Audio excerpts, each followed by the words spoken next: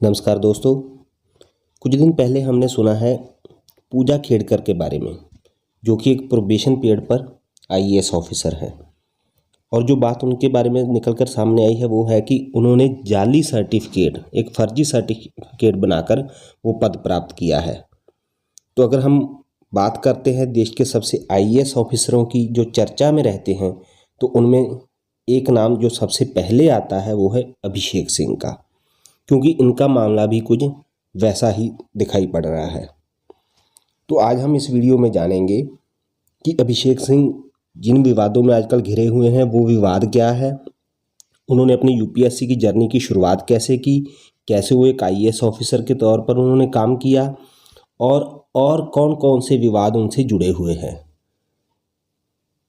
तो सबसे पहले देखते हैं कि 2010 में देश की सबसे कठिन परीक्षा पास कर आईएएस बने अभिषेक सिंह नेटफ्लिक्स की वेब सीरीज और म्यूजिक वीडियोस में भी नजर आते हैं। अगर वो एक आईएएस ऑफिसर ना होते तो डेफिनेटली एक एक्टर होते या सिंगर होते। 22 अगस्त 1983 को यूपी के जौनपुर में जन्मे अभिषेक सिंह एक्टिंग में काफ़ी दिलचस्पी रखते हैं। उनके इंस्टाग्राम प्रोफाइल पर शाहरुख खान, सलमान खान, बी प्रैक, जैकलिन फर्नांडिस, बादशाह और जुबिन नौटियाल जैसे जाने माने सेलिब्रिटीज़ के साथ उनकी तस्वीरें देखी जा सकती हैं। तो इस बात से हम अंदाज़ा लगा सकते हैं कि वो जो म्यूज़िक की दुनिया है, एक्टिंग की दुनिया है, उसमें वो कितना सक्रिय है। ये उनकी तस्वीरें हैं जो आप देख सकते हैं। अभिषेक सिंह की लाइफ से जुड़ा एक किस्सा बहुत लोकप्रिय है। सुना जाता है कि कॉलेज के दिनों में वह किसी लड़की से बहुत प्यार करते थे, लेकिन उसने उन्हें धोखा दे दिया या छोड़कर चली गई।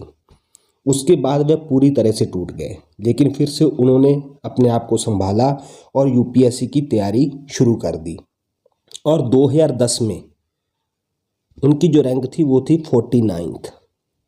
49th रैंक के साथ वह एक आईएएस ऑफिसर बने, जो कि बहुत बढ़िया रैंक है। अभिषेक सिंह ने साल 2013 में अपने प्रशासनिक कैरियर की शुरुआत झांसी से की, जहां पर उनको ज्वाइंट मैजिस्ट्रेट के तौर पर तैनात किया गया। साल 2014 में उन्हें सस्पेंड कर दिया गया। सबसे पहले तो यही बात बहुत दिलचस्प है कि 2013 में वो ज्वाइन कर रहे हैं और किसी कारण से 2014 में सस्पेंड भी किए जा रहे हैं। साल 2015 में उन्हें प्रतिनियुक्त कर 3 साल के लिए दिल्ली भेज दिया गया, और ये जो अवधि थी उनकी प्रतिनियुक्ति की, बाद में वो 2 साल के लिए और बढ़ा दी गई, यानी कि 2020 तक वो प्रतिनियुक्ति पर दिल्ली में रहे। इसी बीच अभिषेक सिंह ने मेडिकल लीव ले ली। उन्होंने मेडिकल लीव पर चले गए। जब वह लंबे समय तक वापस नहीं लौटे तो 19 मार्च 2020 को उनका ट्रांसफ़र दोबारा यूपी में कर दिया गया। फिर भी उन्होंने लंबे समय तक ड्यूटी ज्वाइन नहीं की, उन्होंने वहाँ पर ड्यूटी ही ज्वाइन नहीं की, और विभाग ने उनसे इसकी वजह पूछी। उनको बहुत बार नोटिस दिए गए, लेकिन उन्होंने उसका कोई भी जवाब नहीं दिया। फिर 30 फरवरी 2022 को वह ड्यूटी पर वापस लौट आए और उन्होंने अपनी ड्यूटी शुरू कर दी। जो आईएएस अभिषेक सिंह हैं, उनकी पत्नी भी एक आईएएस ऑफिसर हैं, बहुत चर्चित हैं। आप सभी ने उनका नाम तो सुना ही होगा। उनका नाम है दुर्गा शक्ति नागपाल, जो कि 2009 बैच की आईएएस ऑफिसर हैं, और उनकी जो रैंक थी यूपीएससी में वो थी 20वीं। उनका रैंक तो अभिषेक सिंह से भी बढ़िया था। और मीडिया रिपोर्टों की माने तो दोनों की मुलाकात भी यूपीएससी परीक्षा की तैयारी के दौरान ही हुई थी, और दोनों ने 2012 में शादी की थी।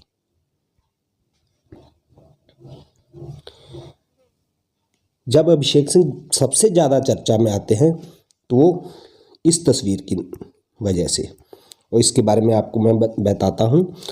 IAS Abhishek Singh social media पर काफ़ी एक्टिव रहते हैं, ये मैंने आपको पहले ही बता दिया। इंस्टाग्राम पर उनके लाखों फॉलोअर्स हैं, लाखों नहीं मिलियंस में हैं।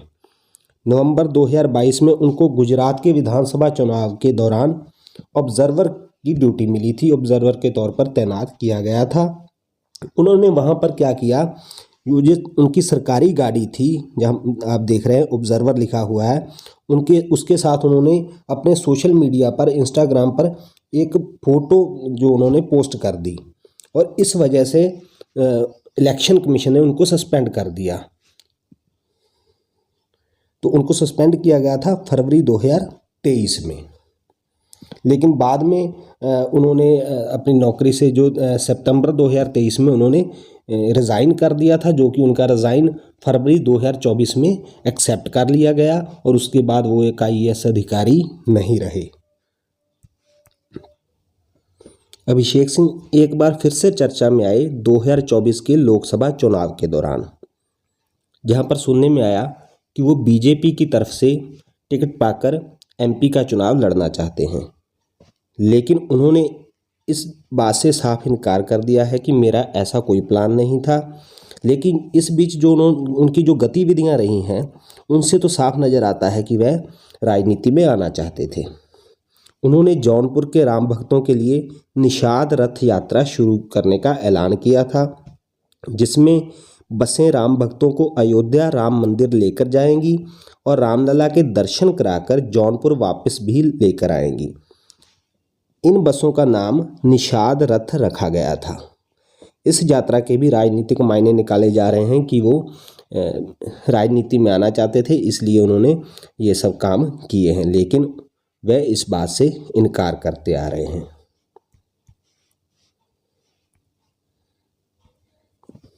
आगे जो हम देखते हैं, जिस बात की वजह से आजकल वो चर्चा में है, वो ये है कि ये बात सामने आ रही है कि अभिषेक सिंह ने UPSC की परीक्षा विकलांग कैटेगरी से पास की थी।